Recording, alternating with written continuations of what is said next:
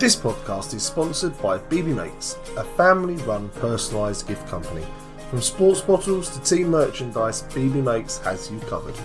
They will happily work with you to create unique designs for your perfect gift, with a wide range of products, all able to be personalised with names, quotes, pictures and much more. Head over to bbmakes.com. That's www.bebemakes.com and use the code COIS so they know that we sent you. Oh, and of course, come on you Spurs. Welcome to the Spurs News Podcast, your home for all things Tottenham Hotspur. Now, here are your hosts. Hello everybody and welcome back to a new episode of the Spurs News Podcast. I am Sam. Joining me to discuss all things Tottenham Hotspur in this mad, wonderful world we live in, it's Stephan. Do you know, it's been a good couple of weeks of Tottenham not upsetting me. It's called an international break, dear man. That was it, international break, that was it, yeah. Yes. How's things? Alright, yeah, I think. Like you, I hate Tottenham. International break. In all seriousness, Yeah, during the season, I love international tournaments like the FA Cup, the World Cup, the Euros. Yeah, I love those events.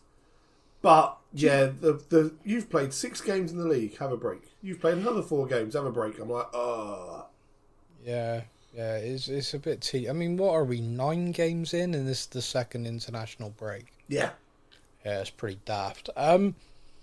Speaking of the international break, there is one football-related topic, which I know not all listeners care about, but England has a new manager. I am English, you are English, so let's discuss that very quickly. The German Thomas Tuchel has taken the job, former Chelsea and Bayern Munich and others. Dortmund, Maine, yeah, he's been around. PSG. Was he at Dortmund? Yeah, of course he was. He basically,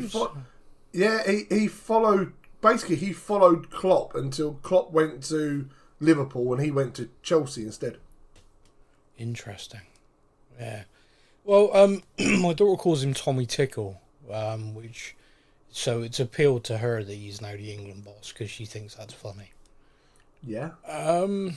I mean, England singing a couple of their classically well-known songs is going to be quite funny with a German touch one. Yeah, we're not allowed to talk about that on here. No. Yeah, we get complaints. So, fair enough. There's yeah. No, it's I'm trying not to get cancelled again today. That's a whole thing. Okay, fair enough. No, cool. Yeah. So I don't know. It's a weird one because. Okay, the nationality thing doesn't bother me. Like Sven was appointed at a time. He was one of the better coaches in the world. Capello was appointed at a time. He's one of the better coaches in the world. And of the available coaches, Tuchel probably ticks that box. He's got to be up there. If you're looking at available coaches available right now, he's got to be right near the top of the list. Yeah, he also has that cup-winning pedigree, which is what probably stands him out from any English candidates at this time. Yeah. There is a bit of a weird thing, and I will say it, and I think you mentioned it to me before, and it's something I've thought about since you said it, about national identity with the national team. Like, I watch Italy play football. I know how Italy are going to play football. Like, they're a national team. I know how Italy will play. Spain, I know how Spain will play. France. I have a very clear idea how these nations are and the way they play. Brazil. And, with England, there was a kind of... I'm saying this sort of tongue-in-cheek, England will play 4-4-2. We will, get it wide, get it in the box. There's that sort of...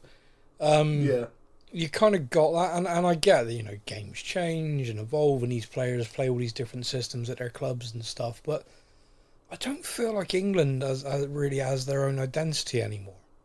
It's a weird thing. I know what you mean. Brazil is flair. Brazil are going to play with flair and tricks. Spain are going to play the tiki-taka, pass it around you. Italy are going to defend. Yeah. England are going to put the handbrake on and attempt to run up a hill. Well, that's kind of how we. That's kind of how we played.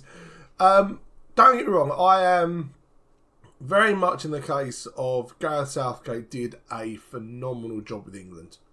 Got us to 2 finals, got us to semi-finals, quarter-finals. Like, before him, that sort of thing was unheard of. Yeah. I also believe that his lack of game management cost us 2 finals. Yeah, the Euros against Italy, we scored early and literally put the handbrake on and kind of went, no, careful, don't lose the lead. Instead of don't go get more, it was don't lose the lead. Yeah. And then against Spain, I don't think we only played attacking for, I don't know, about 12 minutes of the whole game against Spain, and we scored in that 12 minutes, and then we stopped. Yeah. So I think that was probably like his biggest criticism and weakness there, was he never truly took the handbrake off. How Thomas Tuchel will play, we've seen him play with 4 at the back at some clubs, but he does particularly like a 5 at the back with the wing backs. It's going to be interesting to see how we play. No idea. So I wouldn't say he's a particularly attacking coach. No.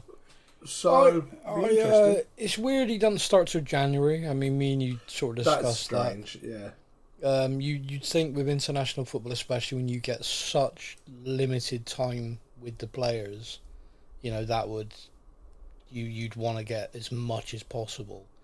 But you said it to me, and you're probably right. There's probably some financial reason to that around his severance from his last club or something.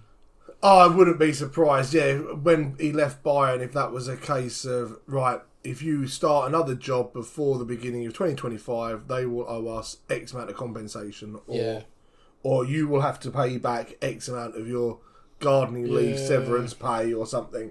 And the FA, being the FA, have gone, okay, save some money. Yeah, it's fine. We've got this guy in charge for the next couple of games anyway, it's fine. Yeah, good old Lee Which Carsley. Then actually makes the next 2 England games with Lee Carsley absolutely pointless more than they were already. As if they weren't already, yeah. But anyway, right, that's enough of that, because we got a lot of listeners from all over the world, and also within these aisles who are thinking, I don't give a crap about England. So, here we go. Let's dive straight into this. Now it's time for your comments from our social media.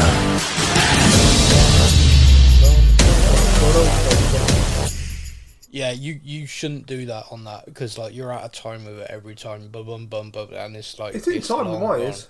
I know, and when I'm like doing it, and then I hear you do it, and I'm like, oh, dude, no. We do another podcast together. Yes. Which I've mentioned a few times. It's like a movies TV one that we do, and you know this, and yet you're doing it now without thinking. When I play the end to that, you know that song is completely all over the place. Oh, that's true. true. Every time you finish, you're laughing your head off. Yes. You're like, oh, because you know what it should sound like. So when you do this on this, I'm like, He knows. He knows. He knows. He knows. By the way, yes. At the end of last week's podcast, I thanked Beyonce. To everyone who got that joke, thank you. It was very funny, and the reaction was certainly amusing. But one person emailed in and said he was sat in his office, and he spat his drink out when he heard it because he was laughing, and then he had to explain to a couple of colleagues why, who were also Spurs fans and are now going to listen. So Beyonce actually got us more listeners. So thanks. Thank you, Beyonce. Yeah. Yeah. So anyway, this is fan questions, and we have been sent in a few, all via Facebook. The first one is Barry Fowles. Barry says, question for this week. I know you touched on potentially players switching off due to the international break. Do you think it's a piss take that we've had 2 international breaks before we've even hit 8 games in the Premier League? Is the Nations League worthwhile, or should it just be a potential end-of-season tournament? I think the Nations League is a farce. It was a way of monetising sponsorship for international friendlies. and that's it. That's literally it's just international friendlies, but they found a way of marketing it and monetizing it. Like, the way they marketed it, I was quite excited by it originally. The whole idea of there being like the tier system. So therefore, you are playing teams that are of your caliber. There's no more 12-0 friendlies against Andorra or San Marino or someone, you know. It was... I miss playing San Marino. I'm not going to lie. Jamaica, San Marino, and yes, great international window. But when they first marketed like that, I was like, this will be good because we'll actually see ourselves up against those teams that on paper... we kind of go, oh, they're level, and then we play them in the tournament and lose to them every time. This gives us a good chance to kind of, you know, prove ourselves against them. This will be great. And then in the second load round, we got ourselves relegated, and now we're playing Greece, Finland, and the Republic of Ireland. And the very first we made the final. Yes. You know, you're talking about Southgate made 2 finals. He made 3. He did make 3. Oh, you're right, yeah. Yeah, Southgate, you're the one. Yeah, anyway. Yeah. So, Barry, to your point, we kind of already touched on it. Yeah, I think the level... there's a big argument at the moment, and there's this thing about players, and there's been meetings with the PFA and all sorts, that there's just too many games for them. And there's a real anger amongst some fans towards QT Romero at the moment, because... he made it clear about the level of fatigue he was feeling coming back off international duty, and how, compared to some players at some clubs, Tottenham don't exactly roll out the red carpet to aid in that. It's kind of like, you've got an international duty, you get yourself back, you got to be in work on this day, and you sort of like arriving red eye, like, oh my God. Now, I made a joke that the club's got a secret Concorde for him now, which went right over a few people's heads. I did see that, God. Yeah. Concorde doesn't even exist now, you're so thick. Like, yeah, okay, thanks. That's... and there goes the joke. Yeah, yep. Over your head. So I kind of understand the ways people look at this as, like, you know, you earn how much money and you're bitching about, you know, this and that and the other. I do like the idea of a club class cootie, though. You know. Yeah, yeah, I mean, that sounds like a website you don't want to look at.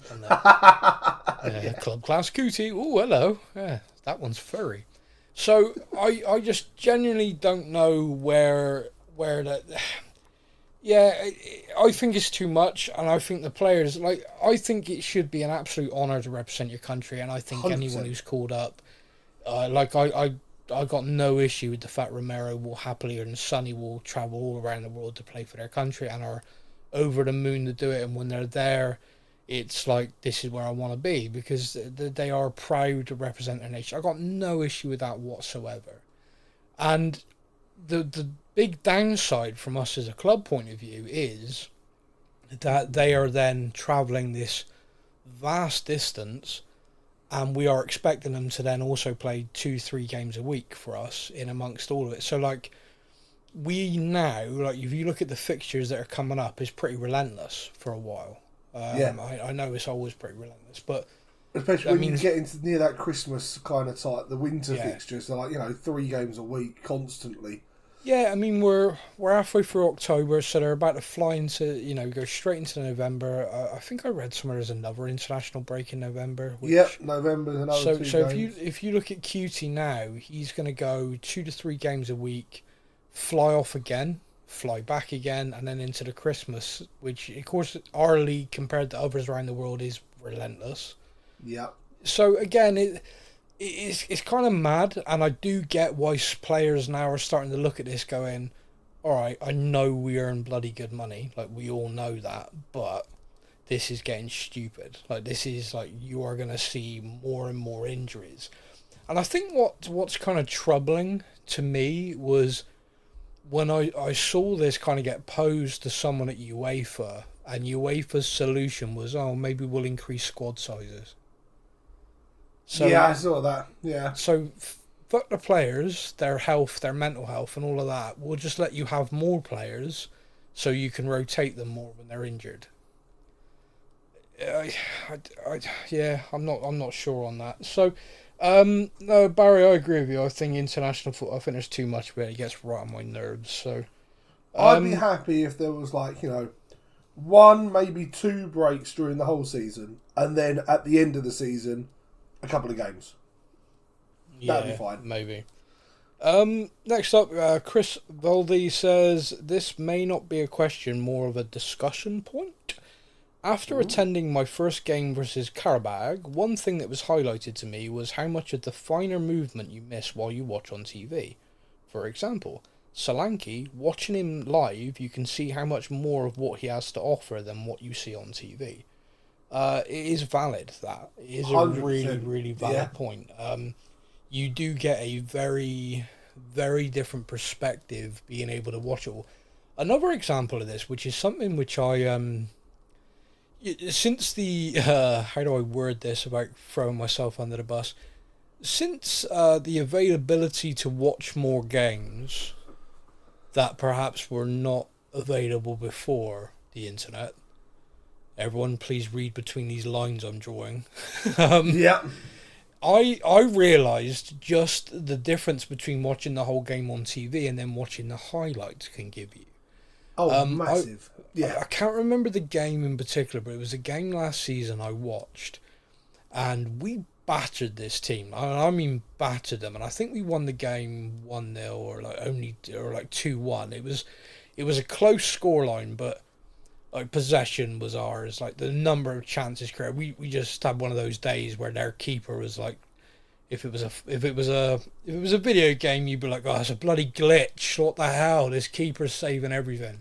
Yeah. Which has happened far too many times in my life. But normally, but anyway, so in this particular game, I then the game was then on Match of the Day, and I really enjoyed watching it. I thought we dominated from start to finish.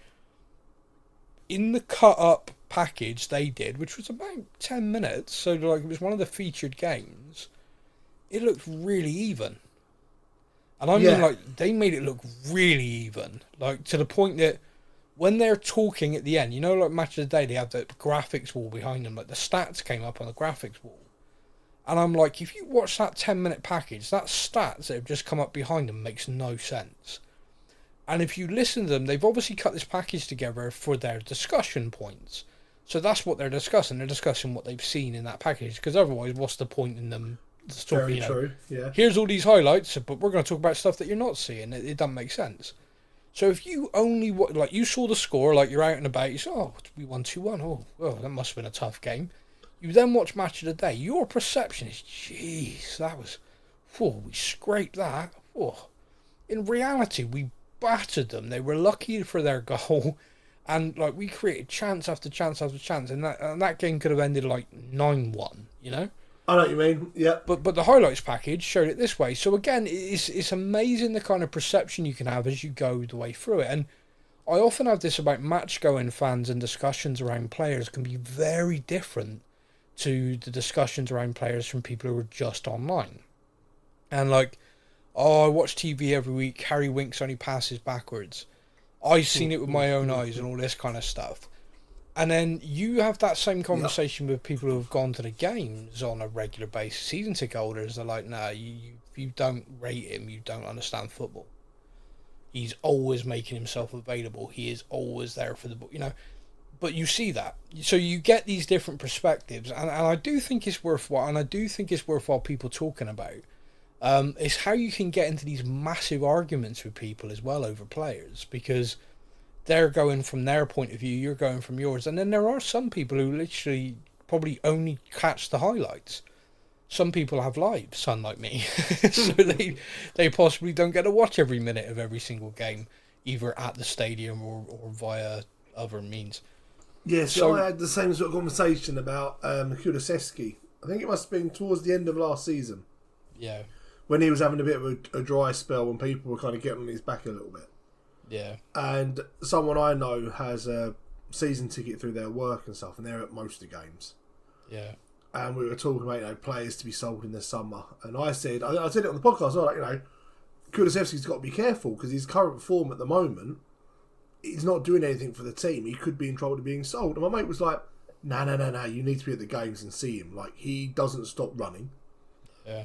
He's dragging defenders everywhere. Like, yeah, he is doing his part. Because he's not on the ball and you're watching the TV cameras, you can't see that when Son's on the ball, Kulusevski's dragging two players out the way by making a run in the complete opposite direction, taking defenders out the way to give Maddison room in the middle. Like, you don't see that on telly, but he is doing so much work for the team. And I'm like, really? Yeah.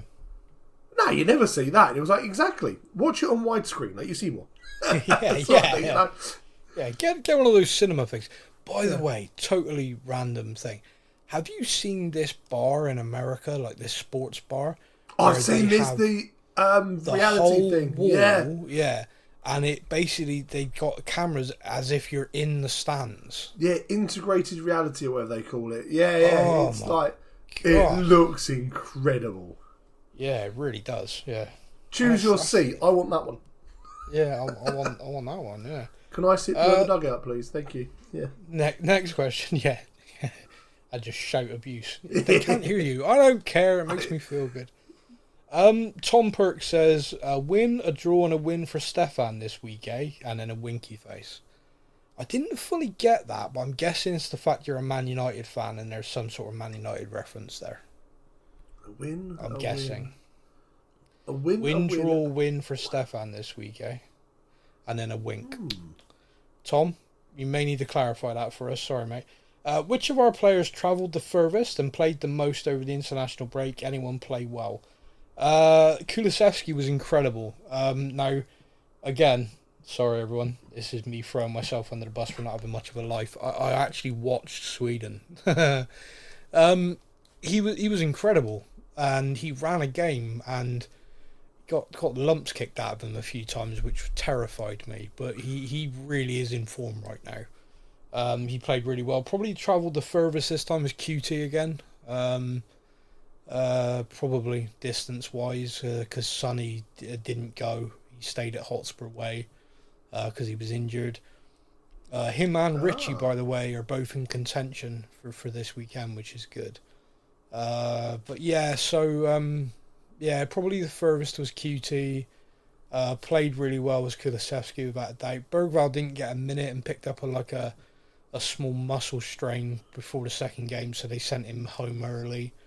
But apparently it's nothing serious. It was just, well, you're likely just going to sit on the bench anyway, so you might as well go home.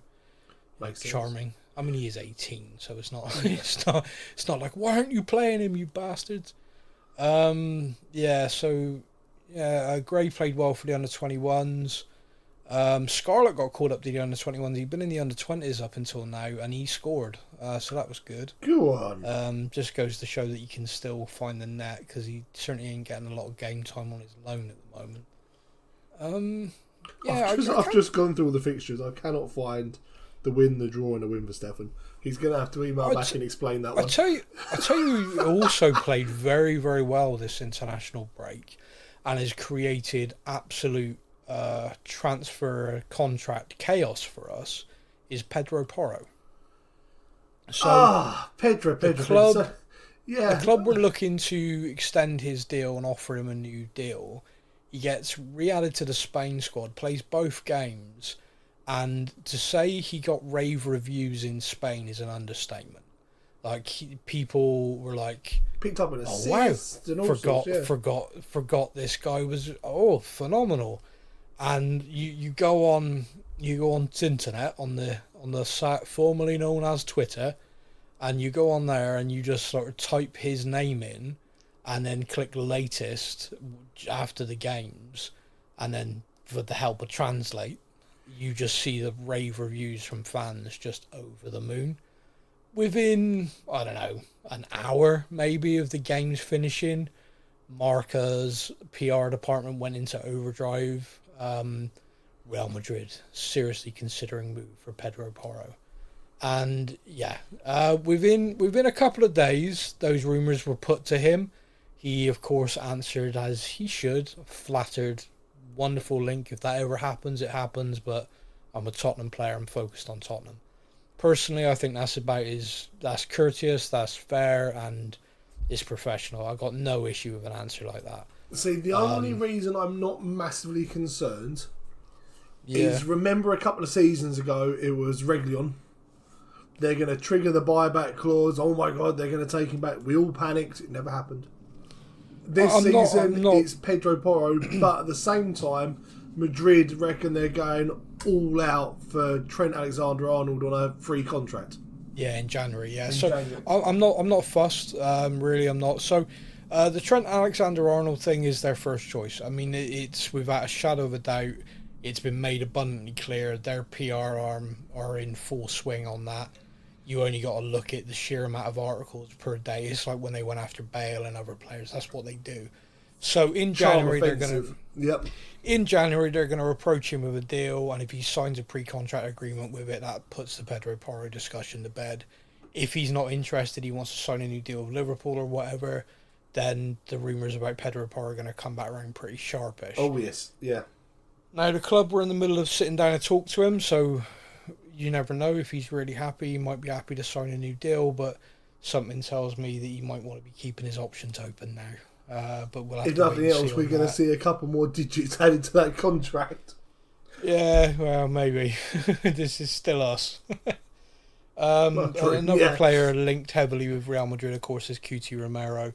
Again, club are sitting down to offer him a new deal. If he pauses, freezes, isn't interested, then I fully expect him to be sold next summer. That one's going to be an interest. I feel like that one is kind of very much ball in both courts. Like, we are going to offer him a contract. Yeah. If he goes, I don't know, then I do imagine us going, okay, if you're not committed, you're out. That's, That's basically where we're at. Yeah, so Linda Edwards says, Decky's ankle injury, does that rule him out for West Ham game? Sad. Firstly, Linda, I don't like the way you almost Donald Trumped this, like a Donald Trump tweet, like, Decky's ankle injury, does that rule him out? Sad. That worried me. That's how I read that in my head. But he got lumps kicked out of him, but apparently he returned and he's okay. So fake news. Fake news. Ange Postecoglou did a club media thing yesterday with Team News. Didn't even mention him. It's just like, everyone who's back's been okay. So hopefully that's all good. Of course, this club also has a habit of being like, so-and-so, he got picked up a minor knock. He's fine, though. He'll be all right next week. 9 months, yeah. Yeah, and then like 2 hip surgeries, a back replacement. Remember that time that Eric Lamela got a splinter and we lost him for almost the entire season to hip operations? Literally the joke I was just making, so yes. Tony Simmons says, I love Ange as our manager. Oh, no. I feel like this is about to make me angry. Yeah, that's a bad start. But my fear is he has no plan B. We've gone there. When the game is not going our way, example, Brighton away, he just sticks with the same pattern of play, no changes, no plan B. Do you agree? Or have you seen the same as my concerns? Come on, you Spurs. Firstly, I want to thank you for wording that in a way that didn't make me want to smash my phone, which has happened in the past. I've got a new phone at the moment because Tottenham actually forced me to break my last phone. Seriously, the Brighton game. Yep. Yeah. Now, most people will throw phones or whatever. I actually cracked mine in my hand. I don't feel like I've got that level of grip strength, but clearly I did in that particular moment. I freaking lost it. Was that the third goal going in? Yeah, literally was. You notice I just went silent. That's because I broke my phone. That makes sense now. Yep. Yeah, because normally I'd be like, someone point me towards a cliff, I'm ready. Anyway, to answer this, it's an interesting one, and I have this debate with people all the time around Plan B, because I often look at people and say, what do you class as a Plan B? And the reason why I say that is because everyone, I think, has a very different idea of what this is. Like, for me, when you say about does a manager have a Plan B, that's like this is my system, this is how I play, but if that isn't working, this is my backup system, and this is how we're going to play. It's like back in the day, you bring Crouchy off the bench, or you grab your 6'6" centre half and go, right, you're up front now, and we're going to ping it to you, create chaos. I mean, that, I wouldn't mind Van de Ven up front for a little bit. I reckon he can do a job. But this is my point. It's like, is that a Plan B? Do you class that as a Plan B? No, that's a panic tactic. Yeah, and this is where I'm going with this. It's like everyone has this kind of different thing in their mind. Like, if that worked, then he's got plan B or did he panic? Like, you can wrap this, like, if in that game he went, oh shit, right, Van der Ven up front, right lads, stop playing it around, go long, and Van der Ven gets on some long ball, someone scores, does everyone go, oh, Ange, tactical genius? Because it's not really. That's, like you said, that's hitting the panic button. That's worried, and what do? I know, I'll stick a big guy up front and we'll kick it long. Yeah, that's Ange's never ever going to do that. Like, this is the thing. Like, we talk about some of the greatest tactical minds in football. As much as it pains me to say this, Jose Mourinho and Antonio Conte probably fall into that. Two of the greatest tactical minds in club football. Would you agree? Yeah, painfully. Yeah. Yeah, I mean, we can say it. Now, they've both been at Tottenham. They've both had, arguably, for some, the best striker on the planet at their disposal whilst at Tottenham. And both of them absolutely failed horrifically in playing any kind of football that didn't make me want my eyes to bleed. Like, literally, I will break my phone so I don't have to watch this shit anymore. And also, we still lost games stupidly. Like, both of them. If you think, yeah, there's some great results in amongst it and all this stuff, but we were still losing dumbass games. Jose Mourinho lost a game. 3-3. Yeah. Yeah, 3-0 up and drawing 3-3 against your lovely team, West Ham. You know, your other team, Man United and West Ham. We'll come on to that in a bit because we play them next. I wanted to talk to you about how conflicted you feel. So it's like everyone, I don't know whether everyone forget. I don't think people forget because, you know, we talk about it enough, like, oh my God, this is like in our DNA. We do these stupid things, and we talked about it last week on the show.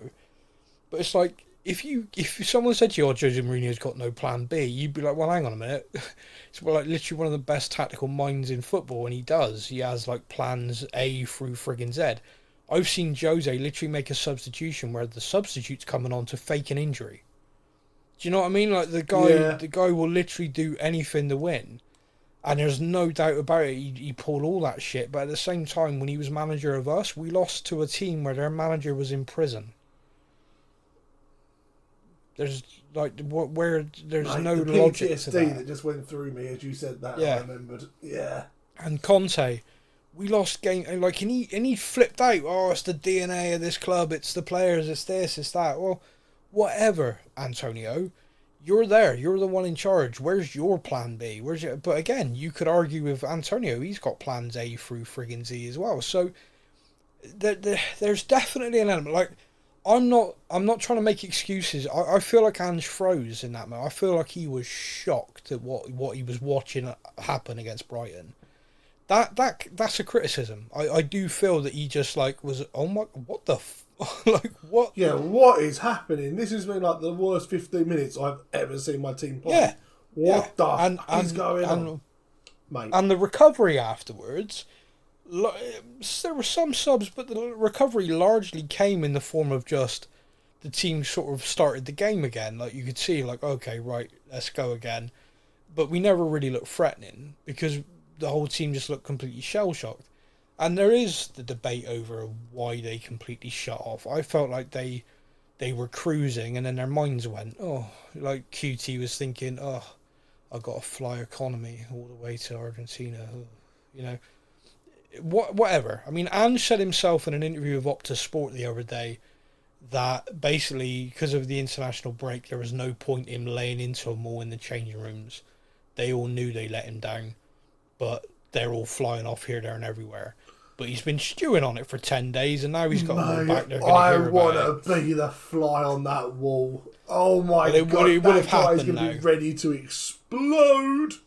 I do like the fact he's pissed off as well. Yeah. I remember a long time ago, Pochettino discussing about when he lost, he'd like dive into junk food and then that'd make him angry and it'd make it worse.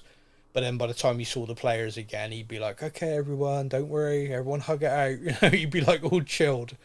And just basically just gone on TV and be like, oh no, I've spent 10 days fucking raging. I'm stewing on this. Like, this is one of those kind of like, yeah. After the match, I was pissed. Now, now I'm livid. Like, so The interview's on Opta, is on YouTube, Opta Sport. He's with Mark Sforza, and yeah, interesting thing as well. He looks so much more comfortable speaking to someone he knows. Like whenever he's around journalists, the whole, like you've said before, like he don't like looking at you. He just looks like he don't want to be there, which I get. Like I wouldn't want to be there. No. But with this, he's so much more like relaxed because there's someone he obviously knows. And he's I just noticed basically having that a conversation. during the Euros as well, when he did the punditry during the Euros. Yeah. It seems to be, for me, it seems with him, like when he's just genuinely talking about football, he's so unbelievably knowledgeable. And the way he explains things is fantastic. Yeah. When he's put on the spot and asked like direct questions where it's kind of like, why have your team done this? That's when you kind of feel he's like, well, I don't particularly want to tell you the truth that I'm pissed off at them. So I need to word this better. I'm kind of with him though. I get the impression he's very direct. Like most Australians I know from a sporting background especially are ridiculously direct. Yeah. I had an Australian rugby coach, I had a Kiwi rugby coach, a South African rugby coach as well. And they are just so direct. So I remember like literally walking in the training once and Ian just looking at me and going like, are you going to put any effort in today? I'm like, what? What, eh? What? It's like, yeah, you. I'm looking at you. Are you going to put any effort in today? Because I'm fed up of you half-assing it. And just walked off. And I was like, I'm like surrounded by people who look at me like, ooh. It's like, what the fuck? You fucked up? Yeah. But anyway. So I hope we've kind of answered that.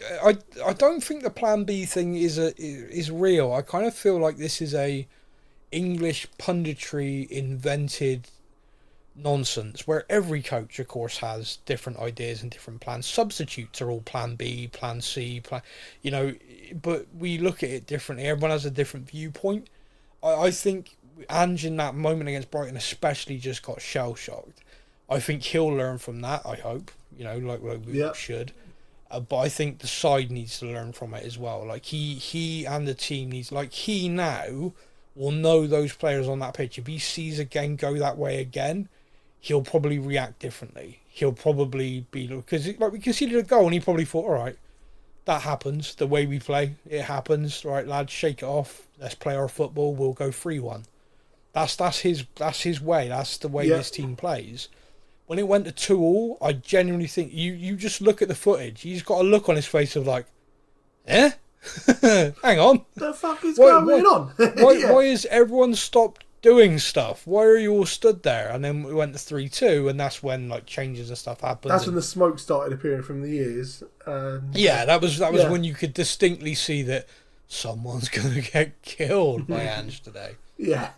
I would, I'd give anything. Imagine being one of those players, you're like ringing your national team boss, like, look, just call me up and I'll hand out the drinks. Like, don't leave me here. Like, just like I'm going to be here for 2 weeks with him and he's pissed. Yeah.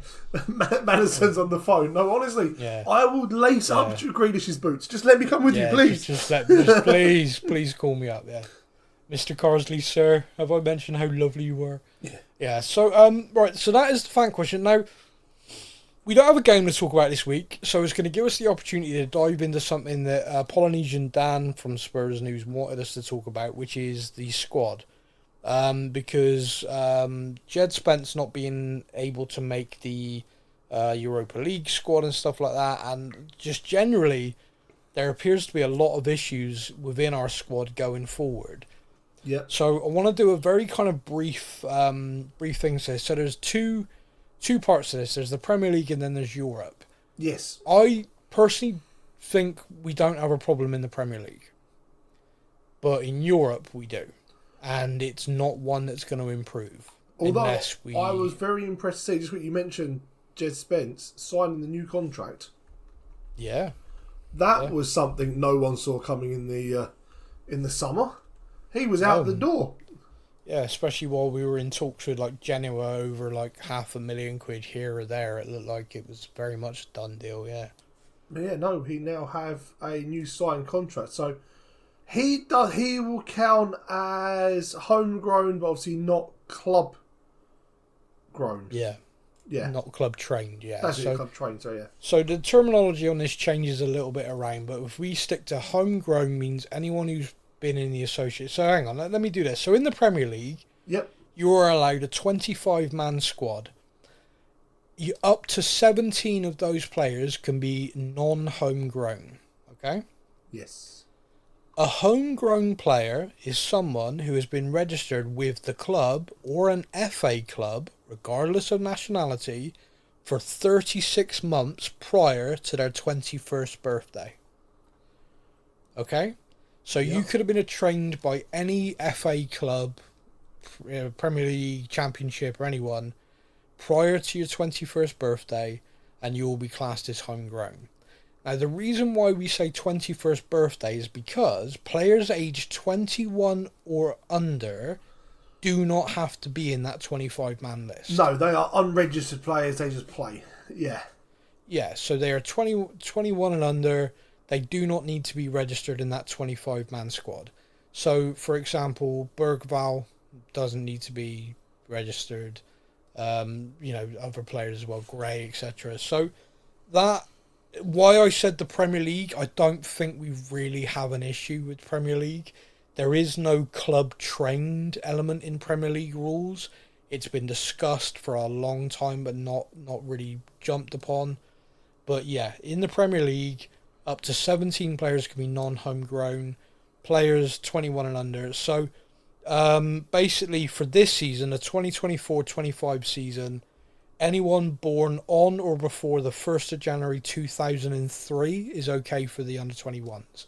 Because you will see some people during the year obviously go perhaps beyond the age limit. Yeah. But because at the start of the season they were within it, they are for the whole season, if that makes sense. Yeah. So it's not like you get halfway through and because he's got older, it's like, he can't be on that list anymore.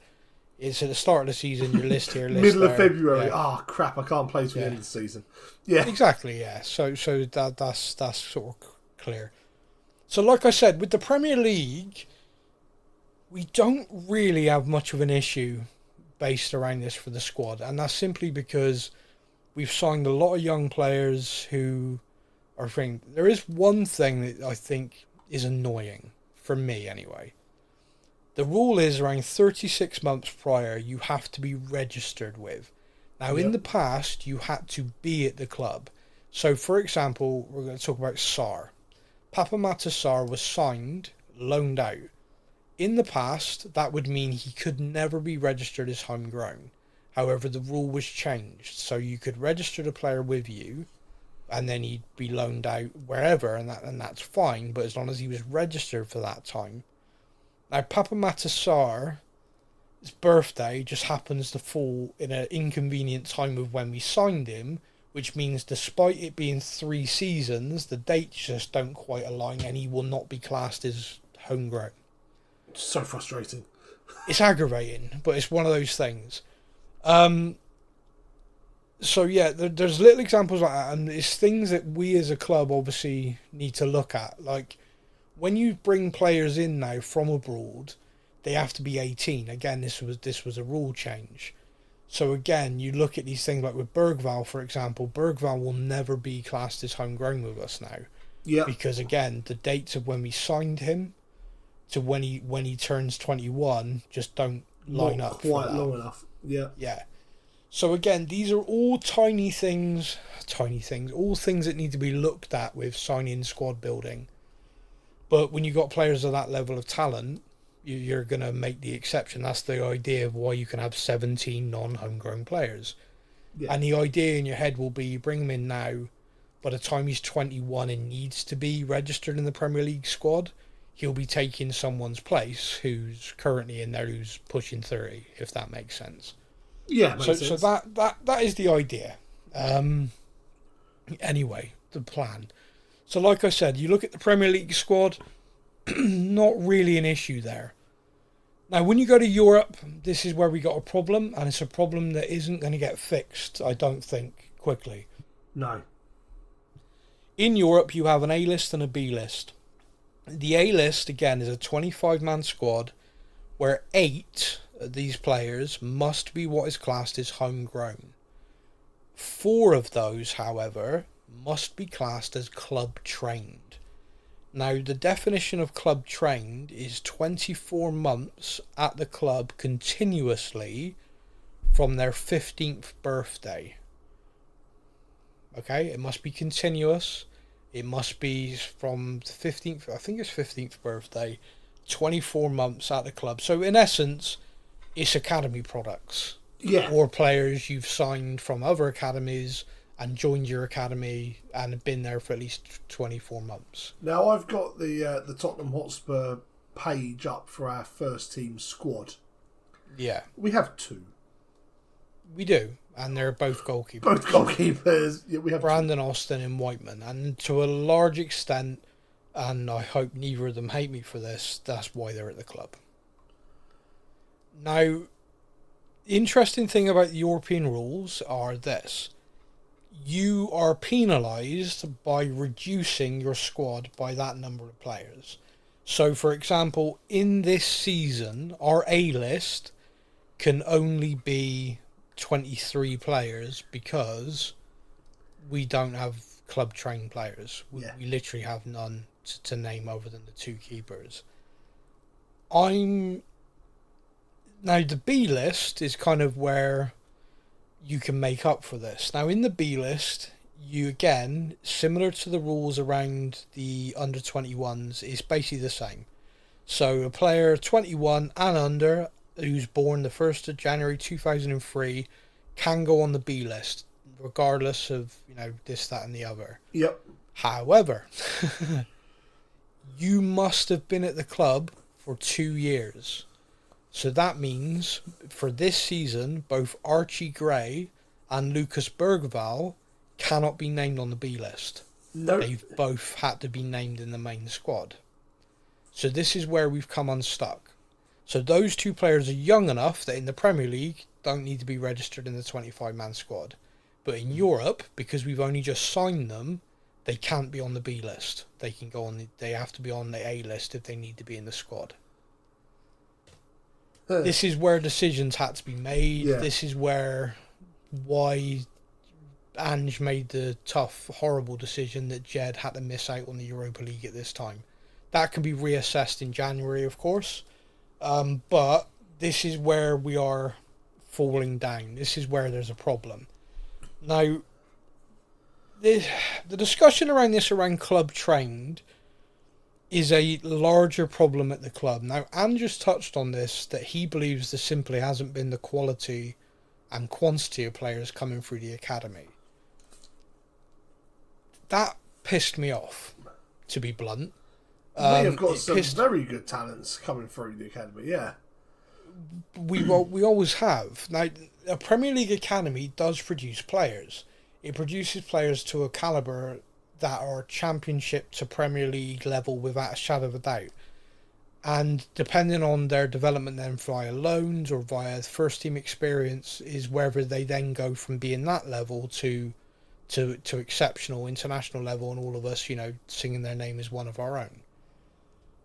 That is the difference maker. There is opportunity, and those players being able to take the opportunity and being ready to go with it. Yeah. But when, just to give you an example, when Pochettino sort of had his breakthrough moment with the club, it was when he moved on the mercenary bastards and just gave the academy kids a chance, and they came on and were ready to run through walls for him, like Kane, Townsend, Mason, Bentaleb, Carroll, then Winks. You had all of these players that were just ready to die for the club.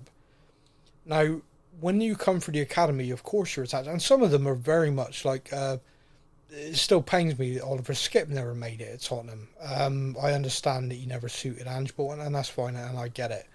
But Skipp is a Tottenham fan, from a family of Tottenham fans, grew up locally, came through the academy from like age 7, 8, came through every single age group, was the standout player. At 17, he was captain in the under-21s and was by far the best player on the pitch every game. He was phenomenal. Yep.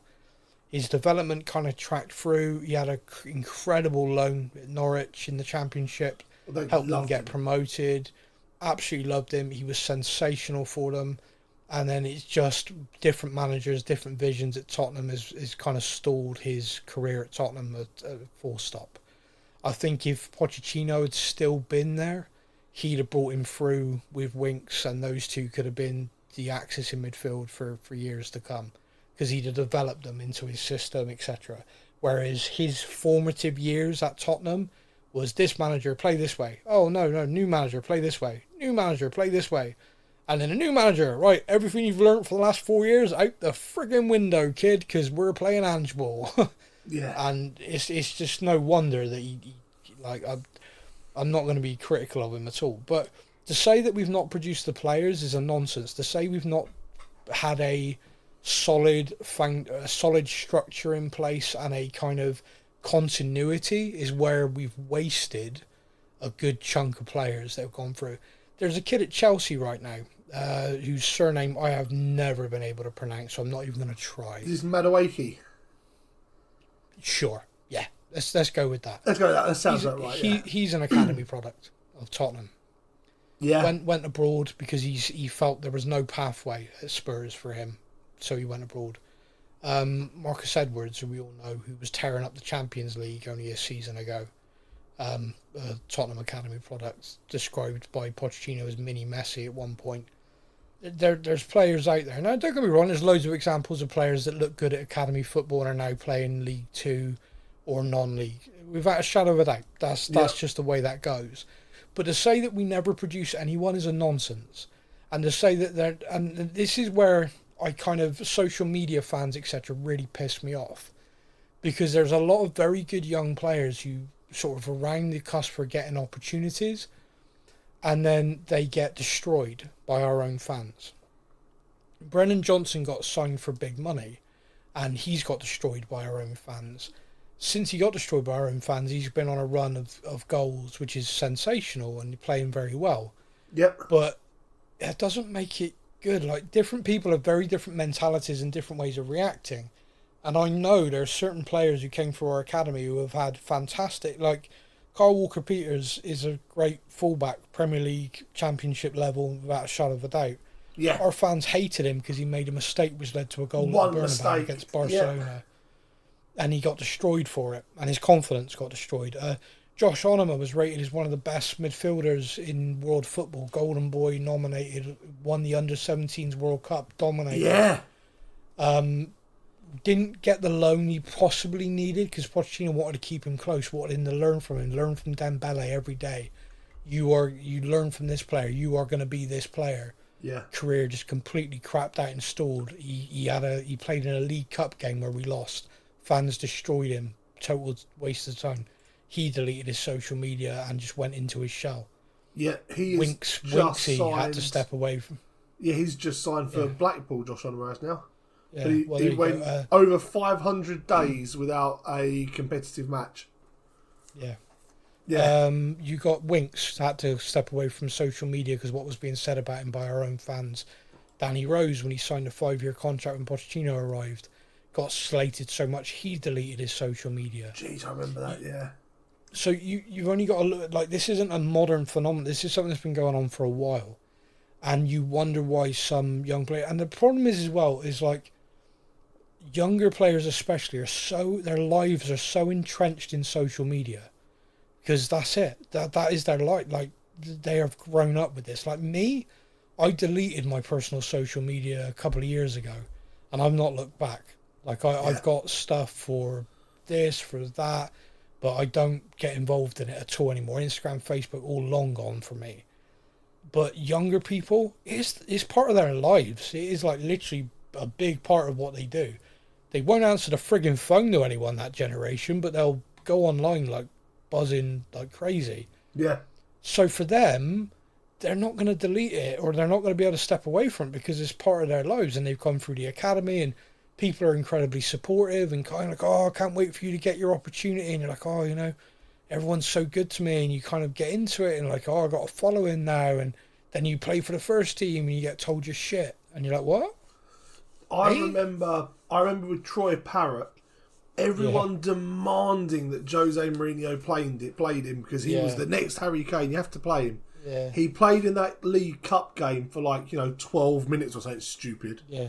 Had to take a penalty, missed his penalty, and that was it. Well, Harry Kane doesn't miss a penalty. He's shit, he is.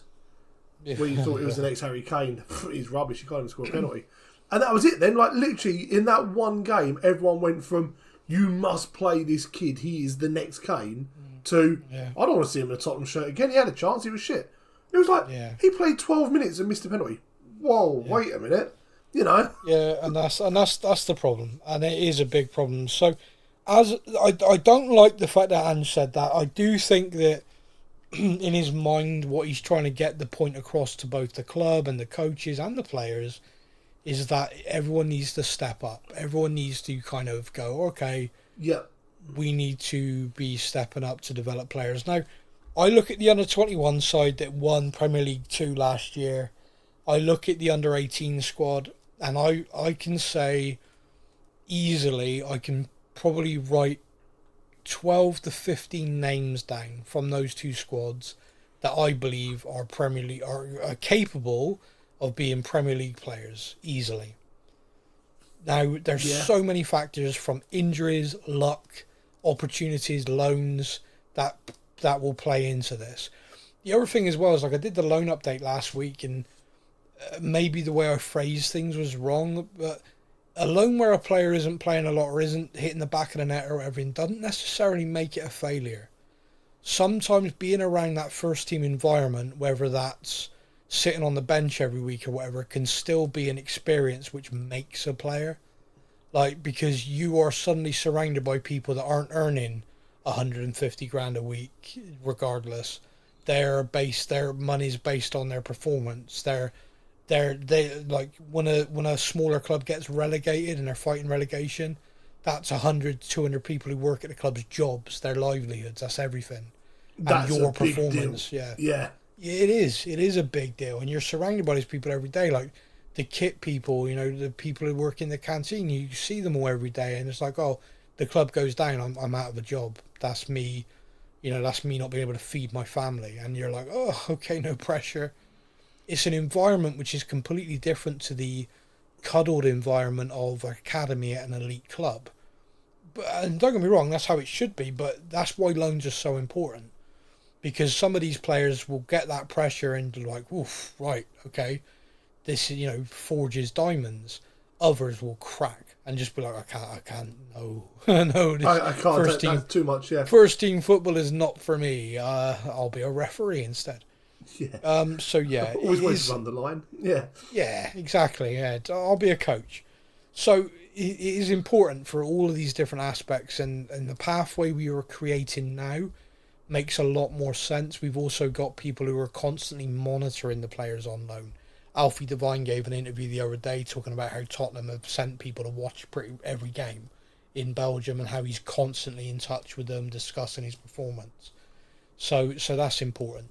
If you go out on loan somewhere, I remember Andros Townsend doing an interview about being sent on loan somewhere, and no one from the club contacted him. He was staying in some random person's house, age 18 years old. I heard this, yeah. He'd never cooked for himself or anything, and all of a sudden he went from a canteen with chefs to, well, I had beans on toast for the first 3 days because I genuinely didn't know what to cook.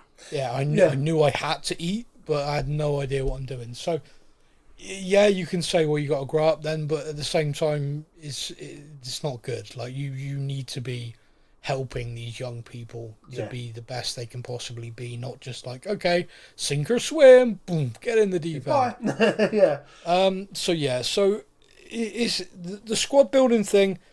There is a good crop of players there, and I think perhaps the squad, when you're looking at recruitment right now, I'm hoping anyway, they are looking at it going, right, we got a problem for a couple of years, but in a couple of years, we have got a crop of players coming through which solves the problem.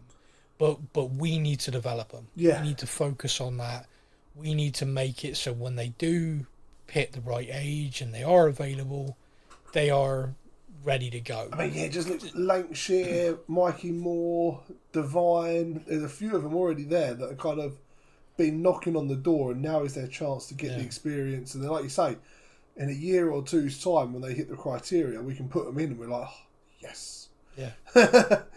Now, the thing I will just say, the last thing I will say on this is Europa League, I don't think it's harming us much. I think in the Champions League, it really will. I think in the Champions League, the level goes up to a point that when you are missing players from a potential squad, you're going to be running a problem. Yeah. So this season in the Europa League, I don't think is going to impact us a lot. But of course, our ambition is to return to the top table, and it is to be challenging for all the major honours. So it needs to be addressed without a shadow of a doubt. So lastly then, hopefully that's been informative for people. Lastly, there is a joint protest at the West Ham game this weekend between West Ham United fans and Tottenham fans. It's a protest around the stopping of concessions, etc., and things like that. It's West Ham fans and Tottenham fans coming together, so you'll be delighted because you love both clubs.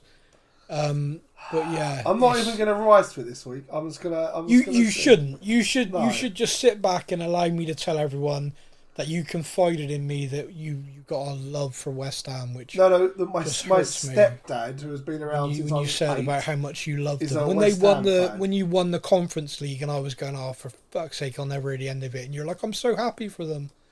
I remember it well. But yeah, so those messages still actually probably exist. And you kept saying champions of Europe, and I was like, oh, whatever. Yeah, hammer.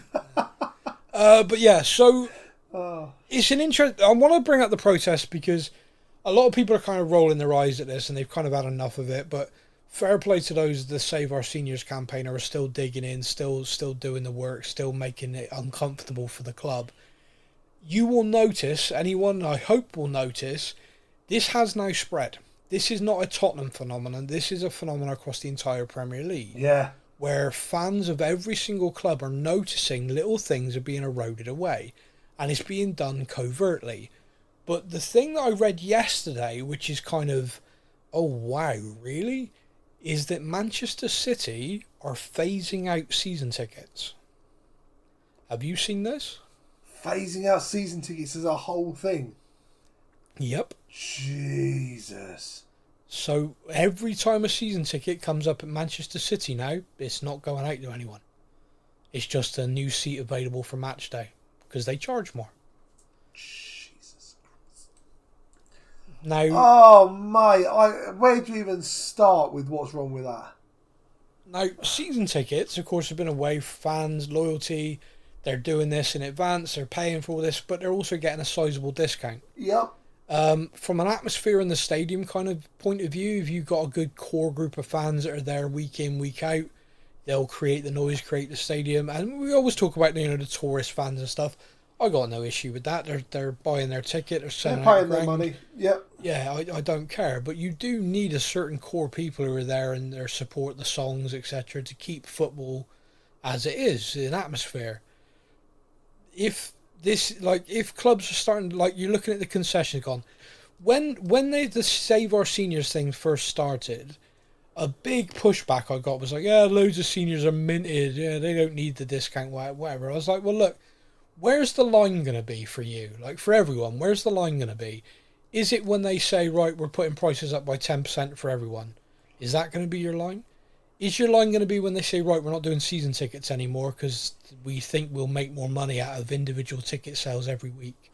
Is that going to be your line? Like, where's the line going to be where fans realise, actually, we collectively hold the power here? Whilst they keep us divided, they hold it. But if every single Tottenham fan just went, right, the next game, we're going to stand outside the stadium for 10 minutes. The club will reverse everything. It'd only have to happen once. I mean, it'll be funny, yeah, the size of the stadium we have now, everyone could go in through the ticket barriers and then just stand in the foyers and in the corridors. And just on the 5 minute mark, everyone go to their seats. Let them see what football is without the fans again. Because you got to remember, during the pandemic, football fans, we miss you so much. The fans is what makes the atmosphere. Yeah. You got all these TV companies. They'll create a fixture, like, this game's going to kick off at 10 p.m. on Sunday night. Good luck, fans. You got to travel to Newcastle and back for it's ridiculous. Yep. They don't care. But if the stadium was empty, they'd care, because there's no atmosphere then for their product. We all watched football in the pandemic. It was frigging weird. Oh, God, yeah. It was like watching training into the sessions stands and rolling down the flags because there was no one there. Yeah. I mean, I do miss being able to hear every individual shout, because if Ange was our manager then, it could have been friggin' hilarious. It used to be the sound of the tackles. Like, I never knew a tackle could be so loud. Well, yeah, I swear some of those players are putting that shit on, though, like, for the referee. Like, I've been murdered! Look at it! Yeah. Are you alright? Yeah, I'm good. I'm okay. Yeah, so, I admire everyone who's dug the line. They've drawn the line. They've dug in on this. I admire everyone who's doing it. But you only got to look at every single club now are starting to realise their team are doing different things. And the line I hate the absolute most, and I keep seeing this on social media, is, oh, yeah, but they've had a season ticket for like 40, 50 years. It's time to give someone else a chance. Yeah. And I'm like... Is that going to work the same in your marriage, mate? You're going to get married for 40 years and then give someone else a chance? Like, how's this? You come on. Same thing, you know. Maybe, loyalty is loyalty, maybe. you know. Yeah, actually, most men given a chance. 40 years and out. I wouldn't. Yeah, actually, maybe not. Yeah, that was possibly the wrong analogy to make there. There is stop exploiting loyalty is this kind of tagline for most of this for all of the fans. But the fact is, Tottenham and West Ham fans are doing a joint protest out of the game. There has been joint protests with Liverpool fans and other clubs as well, and this will now begin to grow because more and more fan associations are speaking to each other, saying, "Hey, this is what's going on with us. What's going on with you? Oh yeah, this right. When we play, we'll get together then because this is like a beyond. This is a football thing. This is a football community thing where the clubs are just taking the piss now. Yeah, like they've been taking the piss for a long time." But at some point, you got to draw the line. You got to say, like, we've allowed this. We've all taken this on the chin, but no further. Enough's enough. This is enough. Yeah. Enough's enough.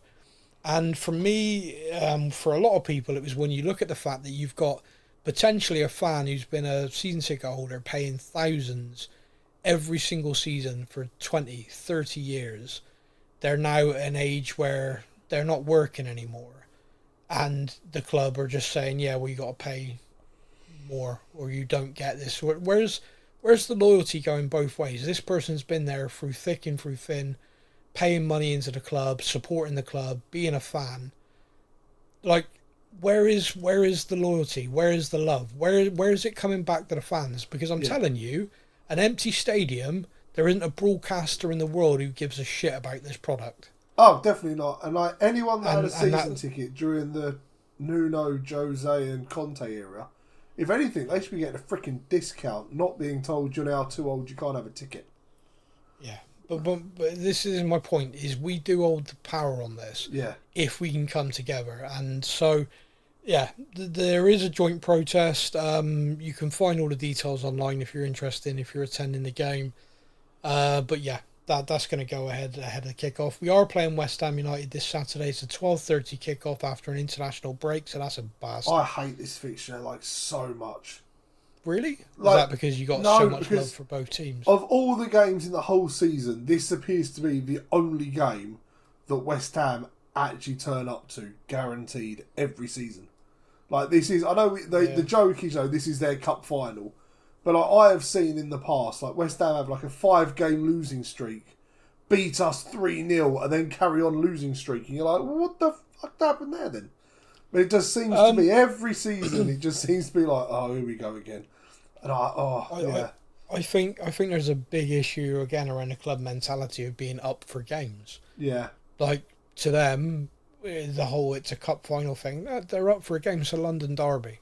Yeah. They'll get up to play us. We need to match that. Like, it has to be a bare minimum. Like, your bare minimum has to be that you match the intensity, you match the effort, and exceed it. That has to be a bare minimum.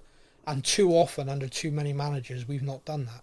Yeah. So that has to be something that happens. But it is West Ham this weekend, so I'm going to put you on the spot. What's your prediction?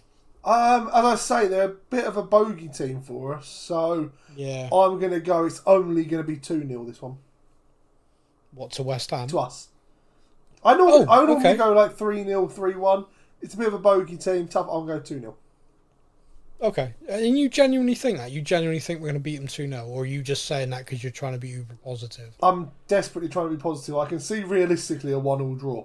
But I'm going for Okay, we'll say that then. No, because I want to be positive and be like, yes, we're going to beat them.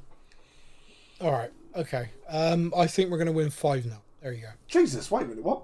Yeah. I want to thank everybody for listening. I want to be really clear that I want to thank Beyonce again, and we will be back next week. Come on, you Spurs. Thank you for listening to the Spurs News Podcast. We hope that you enjoyed the show. Stay up to date with all things Tottenham. Follow us on social media. All links are in the podcast description.